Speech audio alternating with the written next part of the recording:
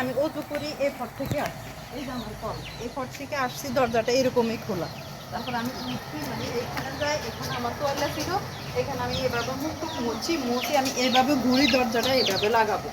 এমন তো অবস্থায় বাহিরের থেকে দরজা ঠেলা দিছে, দরজা পরিপূর্ণ এতটুকু আটকাইছি, আটকানো অবস্থায় বাইরে থেকে ঠেলা দিছে। মসজিদে ফজরের আজান এবং নামাজ পড়তে বেরিয়েছিলেন শঙ্করপুর বাইতুল আমান জামে মসজিদের ইমাম কারি মোহাম্মদ বেলাল।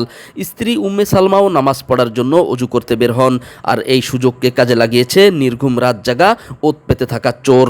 উম্মে সালমা অজু করে ঘরে ঢোকার সাথে সাথেই দরজা ঠেলে ঘরে ঢুকে পড়ে চোর। ইমাম সাহেবের স্ত্রী সালমা চিৎকার করলে শিশুকন্যা শামিমা আফনানের গলায় ছুরি ধরে লুট করে নিয়ে যায় স্বর্ণালঙ্কার। যাওয়ার সময় বলে যায় এলাকা ছেড়ে যেন চলে যায় তারা। আমি যখন আমার হাজব্যান্ড মসজিদে যায় তখন হে বলছে যে ওঠো, আজান হয়ে গেছে, উজু করো, নামাজ পড়ো। তখন আমি হে যাওয়ার পিছন দিয়ে আমি বাহির ওই কলে এখানে উজু করছি, উজু করে ঘরের ভিতরে ঢুকি তারপরে এই মুখি ওই দরজা আটকাই, পিছন ঢুকি দরজা লাগাই, আমি এমন টাইমে বাহির থেকে দরজা ঠেলা দিছি।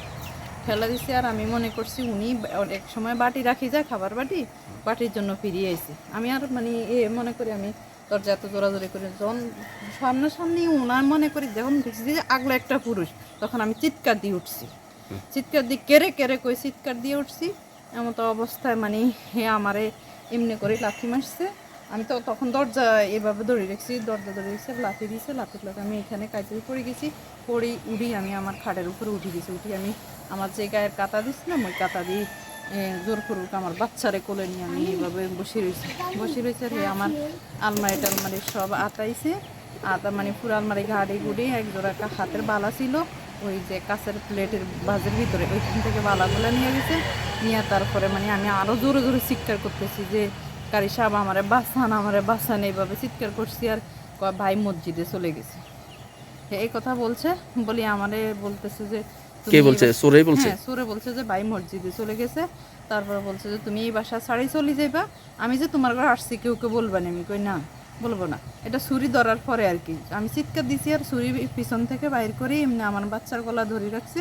আমার এই মুখ চিৎকারের কারণে মুখের এইভাবে চাবাদি ধরে গেছে, তুই যদি চিৎকার করস তাহলে তোর অবস্থা খারাপ হইব, চিৎকার দিবি না, আমি যে আসছি বলবি নি কারো কাছে। আমি কইছি না, তুই কালকে দিনই কারো কাছে কিছু বলতে পারবি না, কোনো প্রশাসন কোনো মানুষ কারোর সাথে কিছু বলতে পারবি না, এখান থেকে চলে যাবি, নিরিবিলি যাবি। আর আর ইয়া করছে, যদি না যাস তোর সাথে আবার দেখা হইব। এই কথা বলছে। বলি আমার কানের একজোড়া দুল ছিল, কান ধরে দুল ধরে টান দিচ্ছে। আর আমি কিছু আমি ব্যথা পাই, আমি খুলি তোমার স্বেচ্ছা দিয়ে দিব, তুমি তোমার মতো করে তুমি যার জন্য এসে লই যাও, তোমার মা বোন আছে, আমারও মা বোন আছে, খবরদার তুমি তোমার মতো চলে যাও।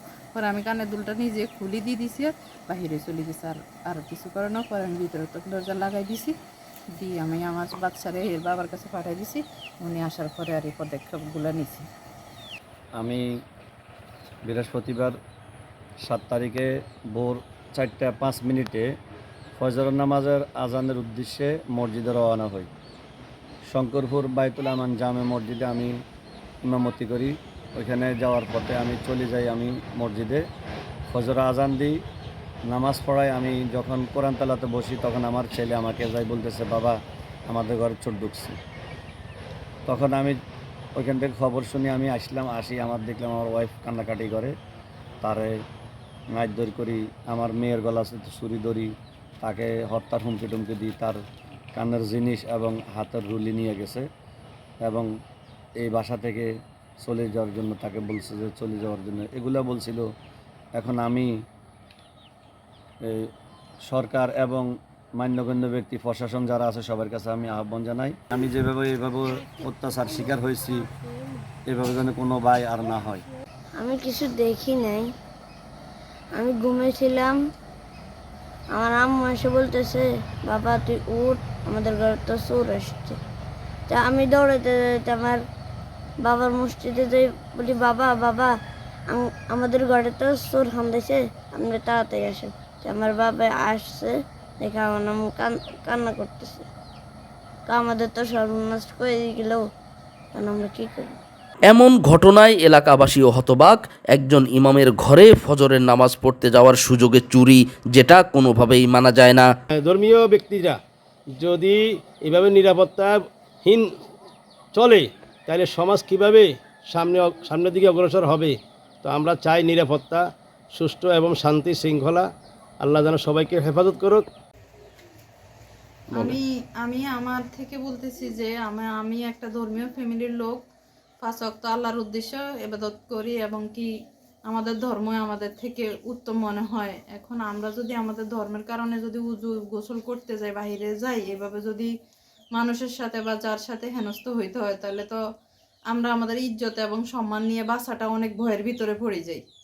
তাহলে আমি প্রশাসনের কাছে দৃষ্টি আকর্ষণ করতেছি যে যারা এইসব দুষ্ট চক্রতির লোক, তাদেরকে ধরে যেহেতু আইনের আওতায় আনা হোক। এ বিষয়ে চাটখিল থানায় একটি অভিযোগ দায়ের করেছেন ভিকটিমরা। মোহাম্মদ শাহ আলম, প্রতিদিনের নোয়াখালী নিউজ ডেস্ক।